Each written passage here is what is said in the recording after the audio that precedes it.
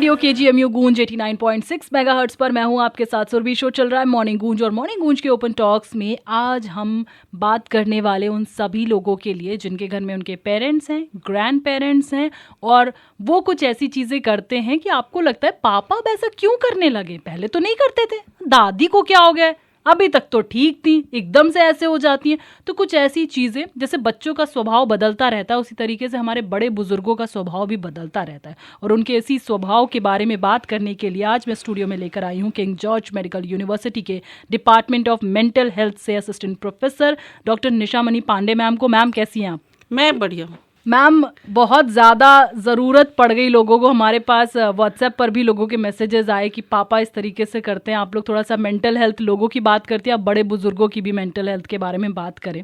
तो ये एक जो दौर होता है, कहते हैं 60 साल के बाद इंसान का स्वभाव और जो उनकी दिनचर्या, एक तो रिटायरमेंट मोड शुरू हो जाता है तो उनकी दिनचर्या भी बदलती है, और इसके साथ साथ ये भी हो जाता है उनके साथ कि उनका स्वभाव दिन ब दिन बदलता रहता है। आज खुश हैं तो कल एकदम से भड़कने लगेंगे किसी चीज़ पर, कभी कुछ हो जाता है। तो जो चिड़चिड़ापन हम जिसको कहते हैं ना, वो हमने देखा है कि बुजुर्गों में धीरे धीरे बढ़ रहा है। सुरभि, बहुत अच्छा प्रश्न पूछा आपने, और बहुत अच्छा किया कि आपने वृद्धजनों की समस्याओं को लेकर मुझे बुलाया। मैं पिछले कई वर्षों से वृद्धावस्था मानसिक स्वास्थ्य विभाग में कार्यरत हूँ। मैं 2005 से यहाँ पर हूँ, और ये कहना कि जैसे जैसे व्यक्ति वृद्ध होता जाता है उसकी मानसिक स्वास्थ्य समस्याएं बढ़ती जाती हैं या वो उसमें चिड़चिड़ापन आता है, ये एक मिथ है और ये एक भ्रम है जिसको तोड़ना बहुत ज़रूरी है। ज़रूरी नहीं है कि व्यक्ति यदि बुजुर्ग हो रहा है, व्यक्ति की उम्र बढ़ रही है, तो उसके साथ साथ उसके अंदर समस्याएं आए,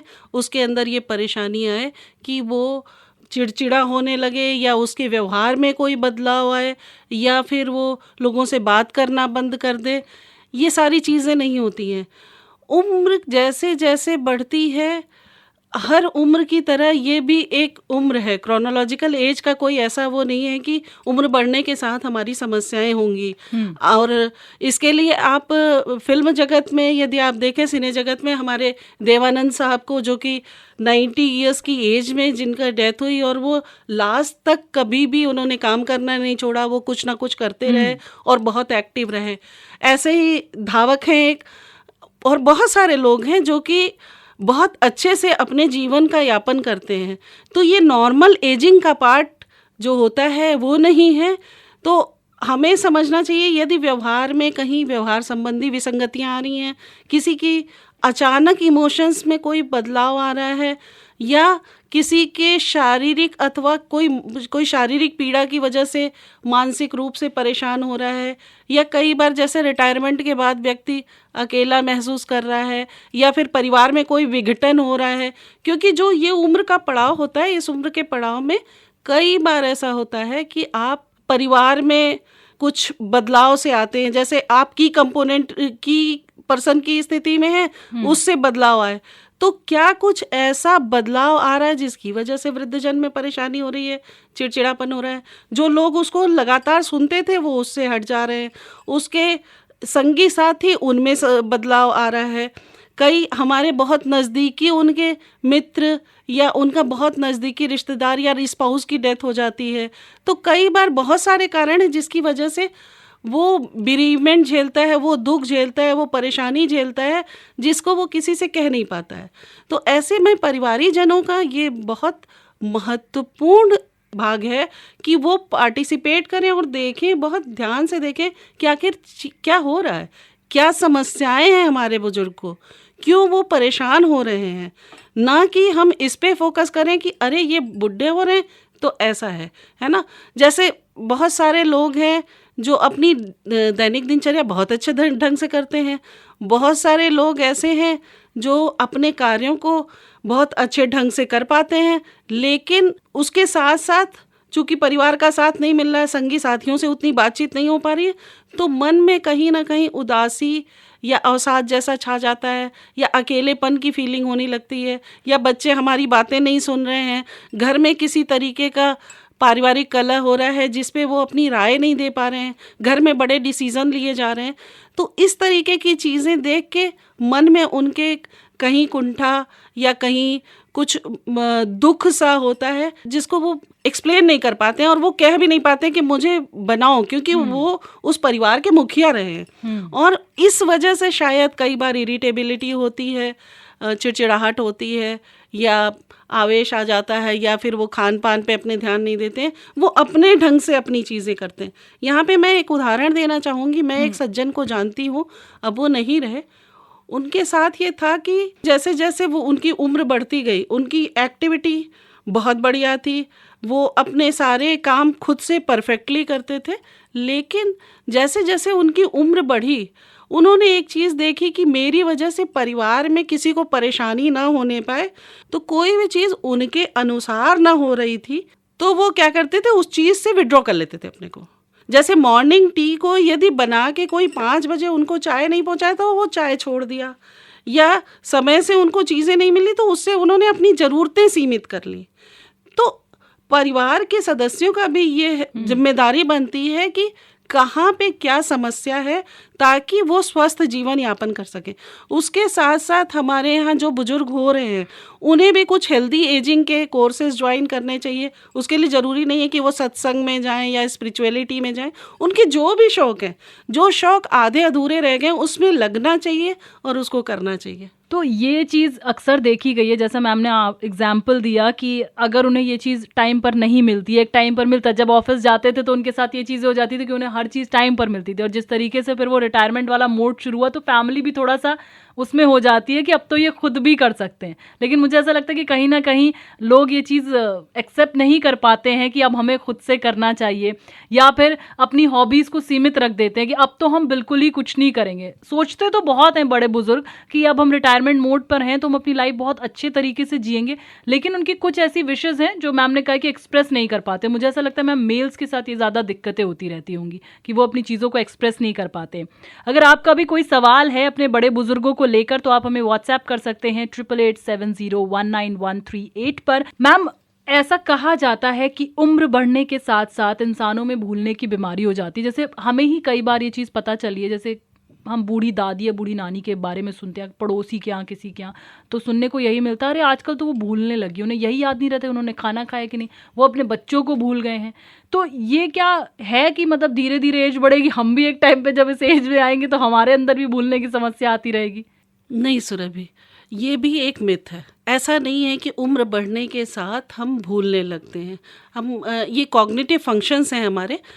हमारी जो हायर मेंटल प्रोसेसेस हैं, जिसको हम संज्ञानात्मक क्षमता कहते हैं, जैसे हमारे विचार की क्षमता, हमारे याददाश्त की क्षमता, हमारे किसी भी चीज़ को समझने की क्षमता, किसी भी कार्य को करने की क्षमता, या समस्याओं का समाधान करने की क्षमता, ये सारे हायर मेंटल प्रोसेसेस हैं जिसको हम कॉग्निटिव एबिलिटी कहते हैं या संज्ञानात्मक क्षमता कहते हैं।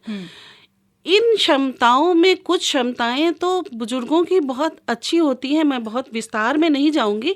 लेकिन कभी कभी कुछ वजहों से कहीं कहीं कुछ बदलाव आते हैं याददाश्त संबंधित, पर इतना बदलाव नहीं आता है जिसमें हम ये कह सकें कि बुजुर्ग भूलने लगते हैं या बुजुर्गों जैसे जैसे हमारी उम्र बढ़ेगी हम भूलने लगेंगे। ये ज़रूरी नहीं है, क्योंकि जो भूलने की समस्या है यदि ये ज़्यादा हो रही है, आप ये ध्यान दें कि व्यक्ति भूलने लगा है और अचानक उसकी समस्या इतनी बढ़ गई कि वो नाम भूलने लगा या उसने खाना खाया भूलने लगा, तो ध्यान हमारा बहुत बाद में जाता है। यदि हम शुरुआत में ही जानकारी कर लें तो हम उस पे अंकुश लगा सकते हैं, क्योंकि प्रायः ये देखा जाता है कि यदि हमारी भूलने की समस्या शुरुआत में आइडेंटिफाई हो गई, जैसे किसी की एक एक्टिविटी है जिसको वो शुरू से अंत तक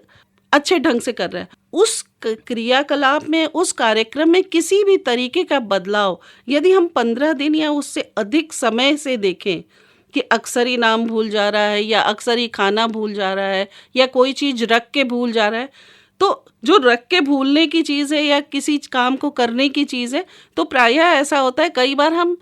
ओवरबर्डेंड होते हैं, इस वजह से होता है। कई बार ऐसा होता है कि आपके पास बहुत सारा काम है, इस वजह से मल्टीटास्किंग कर रहे हैं, एक समय में कई काम कर रहे हैं तो भूल रहे हैं। लेकिन कई बार ऐसा होता है कि हमारे दिमाग में कुछ ऐसे अवरोध आते हैं, जैसे प्रॉपर ऑक्सीजन की सप्लाई नहीं हो रही है, या प्रॉपर जो वेन्स हैं उनमें खून की दौरान नहीं हो रही है, जो हम कह सकते हैं, तो उसकी वजह से कई बार भूलने की समस्या होती है। जितनी जल्दी उस चीज़ का हम आइडेंटिफाई कर लें और तो निश्चित रूप से हम उस पे लगाम लगा सकते हैं, उसको हम बेहतर रख सकते हैं और एक बुजुर्ग को अच्छी जीवन यापन करने की उम्मीद दे सकते हैं। तो किस तरीके से हम इस चीज़ को समझ सकते हैं कि भूलने की समस्या अगर हमारे बड़े बुजुर्गों में किसी को हो रही है तो हमें किस तरीके से पहचानना चाहिए और किस तरीके से उनकी मदद करनी चाहिए? क्या इसकी कोई दवा है, क्या उपाय है, उसके बारे में बात करेंगे। मैम, हम कैसे समझ सकते हैं कभी एक एज के बाद अपने बुजुर्गों पर किस तरीके से हम ध्यान दें कि हमें पता चलेगा कि इनके अंदर ये भूलने की जो प्रॉब्लम है ये डेवलप हो रही है? बहुत अच्छा सवाल किया सुरभि। यदि हम घर के लेवल पे देखना चाहें और समझना चाहें तो हम कहते हैं कि किसी की उन्मुखता यानी ओरिएंटेशन, व्यक्ति के ओरिएंटेशन के बारे में हम जानें कि व्यक्ति प्रॉपरली ओरिएंटेड है या नहीं। अब उसके लिए क्या है, टाइम प्लेस पर्सन की बात होती है कि व्यक्ति समय की जानकारी कर पा रहा है या नहीं, जिस जगह पे है उस जगह को बता पा रहा है कि नहीं, या फिर व्यक्तियों को पहचान पा रहा है कि नहीं। तो सबसे पहले हम देखते हैं कि व्यक्ति का ओरिएंटेशन कैसा है। तो टाइम के लिए अक्सर हम पूछते हैं कि आज कौन सा दिन है, या क्या टाइम हो रहा है, ये कौन सा वक्त हो रहा होगा, आपने सुबह क्या खाना खाया था, या आपने नाश्ता क्या किया था। इस तरीके से हम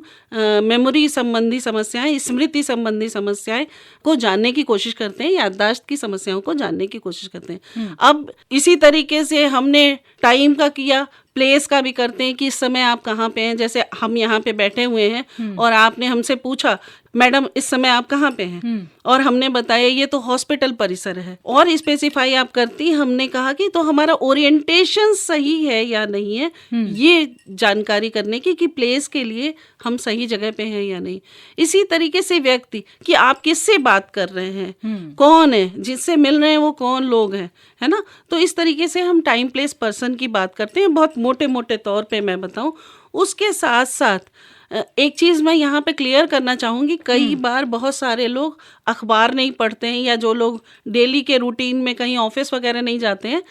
उन्हें कई बार उन्हें भी ध्यान नहीं होता है कि आज कौन सा दिन है। तो हम लोग दिन पूछते हैं, महीना पूछते हैं, साल पूछते हैं, ये सारी चीज़ें पूछते हैं। तो हमें ये भी ध्यान देना चाहिए कि वो व्यक्ति कितनी जानकारी पहले रखता था, मतलब उसका जो बेसलाइन था, वो बेसलाइन में वो कैसे थे, कि वो टाइम बता पाते थे या नहीं बता पाते थे। ये ध्यान में रखना चाहिए मोटे तौर पे कि जो हम हैं उससे कुछ इतर व्यक्ति जो है उससे कुछ इतर हो रहा है, तो हमें ध्यान देने की जरूरत है कि कहीं कुछ गड़बड़ी हो रही है, कहीं ट्यूनिंग में कहीं ना कहीं ये कुछ मिस हो रहा है, तो उस मिसिंग चीज को ध्यान देना चाहिए। ओरिएंटेशन के बाद आता है कि कंसंट्रेशन, लगातार जिस काम को कर रहे हैं उसको प्रॉपरली कर पा रहे हैं कि नहीं, किसी चीज का नाम हम प्रॉपरली ले पा रहे हैं या नहीं। तो ये सारी चीजें यदि सामान्य से अलग, मतलब उस व्यक्ति से या उस व्यक्ति की उम्र से लगा हुआ अलग कुछ करता है,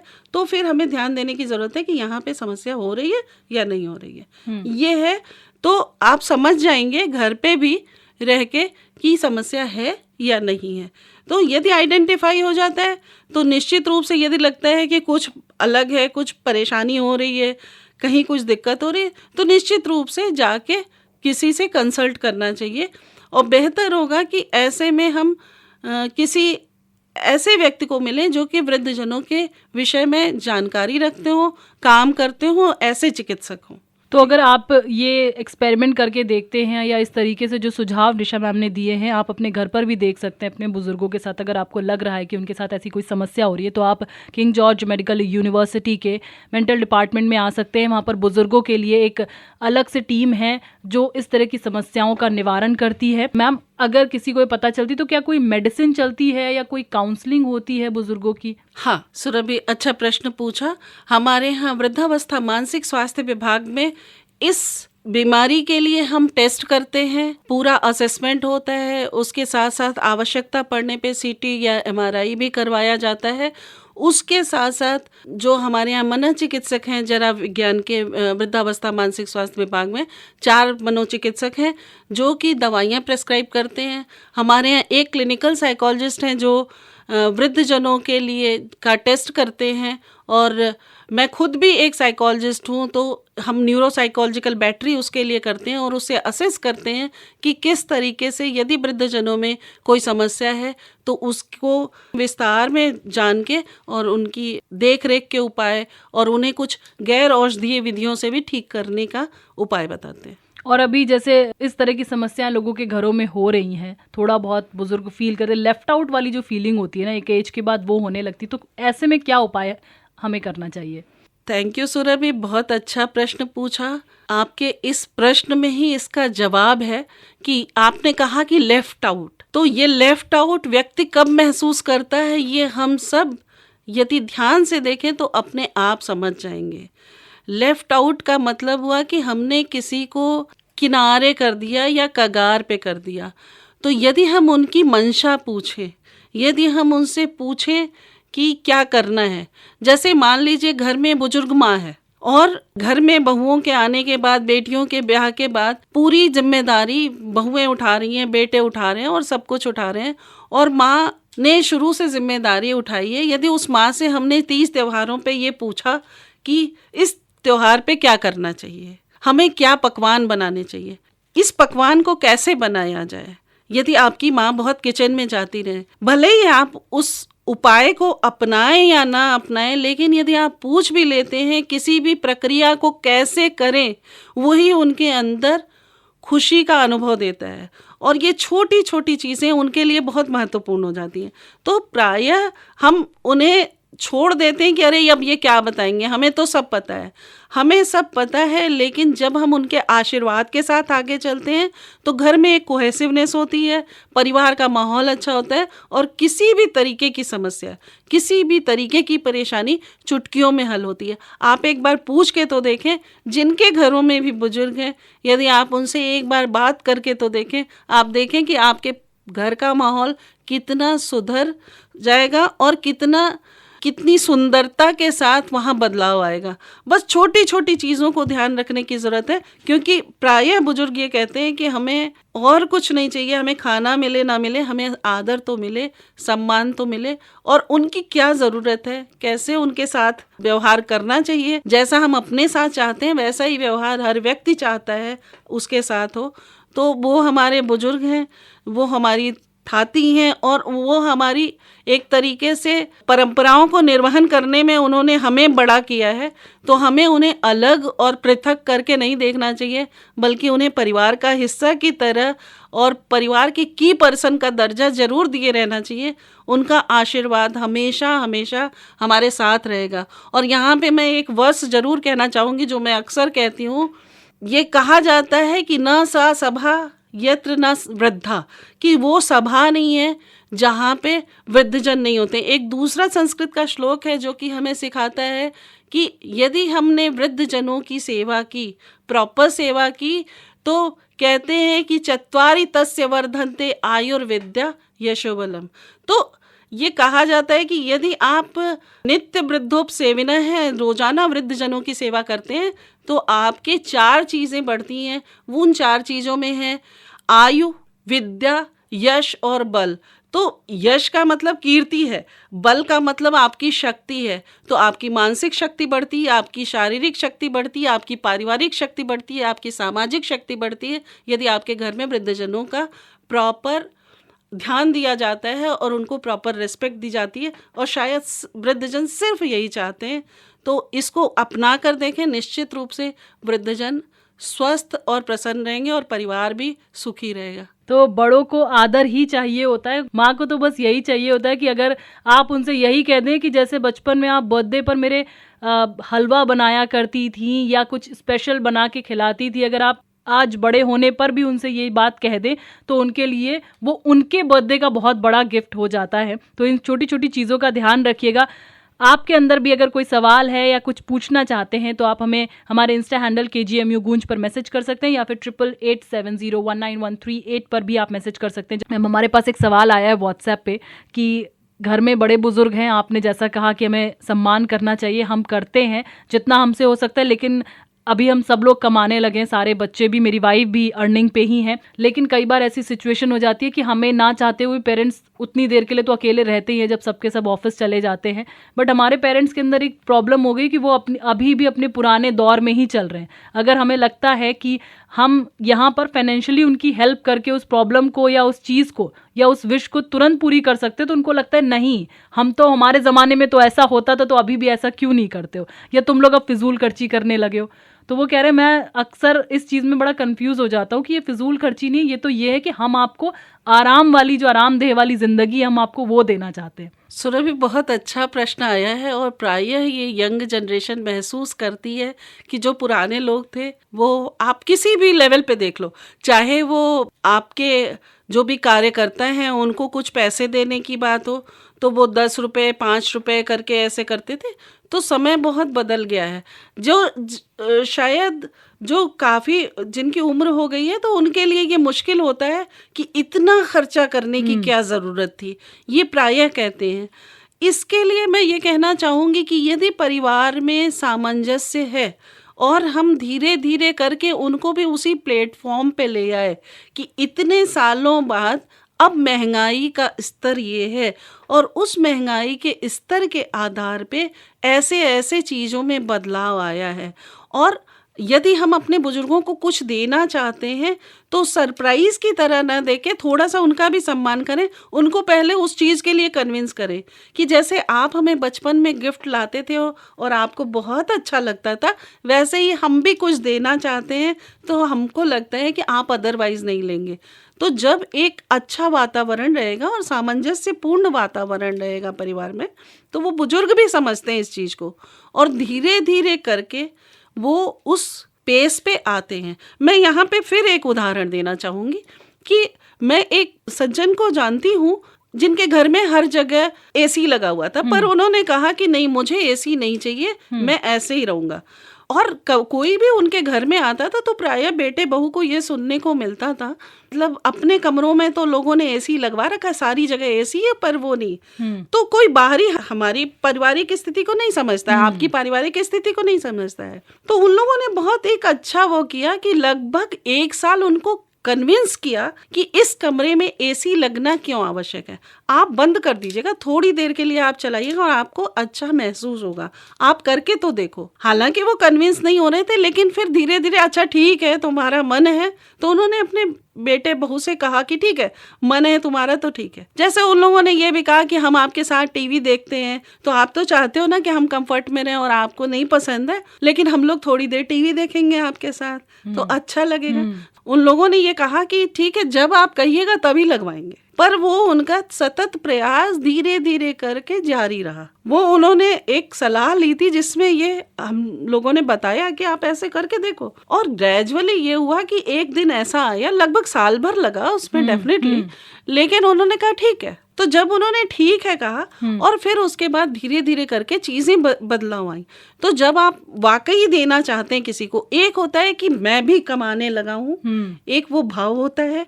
और जब आपके भाव और भंगिमाएं बदलती हैं, एक होता है जब हम किसी को कुछ देते हैं उसमें एक अहम का भाव होता है कि हम तो बहुत ज़्यादा कर रहे हैं, एक भाव ये होता है कि हम जो कुछ भी कर रहे हैं सब आपके आशीर्वाद से कर रहे हैं और आपकी सहमति से कर रहे हैं। दोनों में फ़र्क आ जाता है और चीज़ें अपने आप सॉल्व हो जाती हैं। तो यदि जो भी हैं जिन्होंने भी व्हाट्सएप पे ये प्रश्न पूछा, बहुत अच्छा प्रश्न है और वो ये उपाय करके देखें, निश्चित रूप से उनको सफलता मिलेगी, इसकी 100% गारंटी है। बस करना ये है कि उनको उस लेवल पे ले आना है और ये करना है कि उन्हें कन्विंस कर पाएं और घर का वो माहौल रहे सिर्फ दे देने से, क्योंकि हम सब जानते हैं कि जो फिजिकल चीज़ें हैं, जो भौतिक चीज़ें हैं, वो नश्वर हैं। जब तक आपके अंदर खुद की विल ना हो, आप इमोशनली बहुत स्ट्रांग ना हो और आप अपने आप कुछ करने के लिए तत्पर ना हो,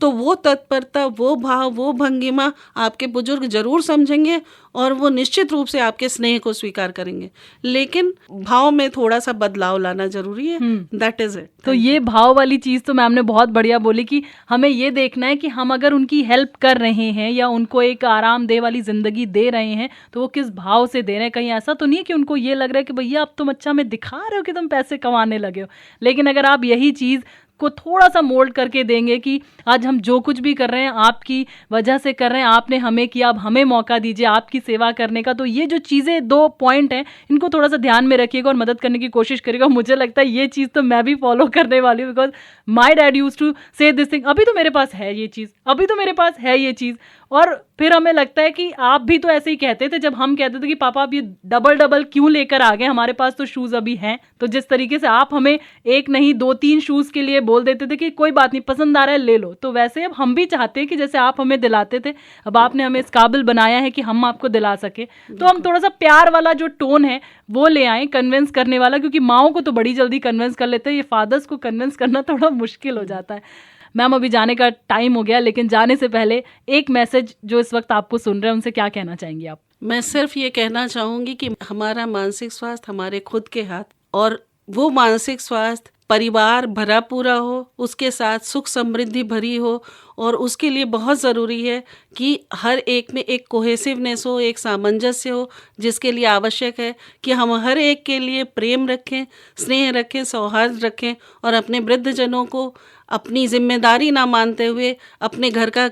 की पर्सन माने, अपने घर का मुखिया मानते रहें, तो उनका आशीर्वाद हमेशा हमारे साथ रहेगा और शायद मानसिक स्वास्थ्य उनका अच्छा रहेगा और किसी भी तरीके की मानसिक समस्या आने से भी डरेगी। Thank you so much ma'am अपना प्रीशियस टाइम हमें देने के लिए, और एक समस्या जो हम सबके जीवन में चल रही कि कैसे हम अपने बुजुर्गों को संभालें, वो आपने बहुत अच्छे तरीके से हमें समझाया, उसके लिए बहुत बहुत शुक्रिया। आपके अंदर अभी कोई सवाल है तो आप हमें भेज सकते हैं, नेक्स्ट टाइम हम निशा मैम से उन सवालों का जवाब ज़रूर लेंगे। तब तक के लिए अपना ख्याल रखिएगा और सुनते रहिएगा रेडियो KGMU गूंज 89.6 मेगाहर्ट्ज़। ये है लखनऊ के दिल की धड़कन। अत्यंत हर्ष और गर्व की बात है कि रेडियो KGMU गूंज आप हमारी फ्रीक्वेंसी 89.6 मेगाहर्ट्ज़ पर तो सुन ही सकते हैं, साथ ही विश्व के किसी भी कोने में सुन सकते हैं हमारे KGMU गूंज के एप्लीकेशन के साथ, जो अब एंड्रॉइड और iOS दोनों पर मौजूद है। एंड्रॉइड यूजर्स हमारे एप्लीकेशन को डाउनलोड करने के लिए प्ले स्टोर पर और iOS यूजर्स ऐप स्टोर पर जाकर टाइप करें KGMU गूंज और डाउनलोड करें जानकारी और मनोरंजन से भरपूर हम सबका अपना रेडियो स्टेशन, रेडियो KGMU गूंज 89.6 FM। Radio KGMU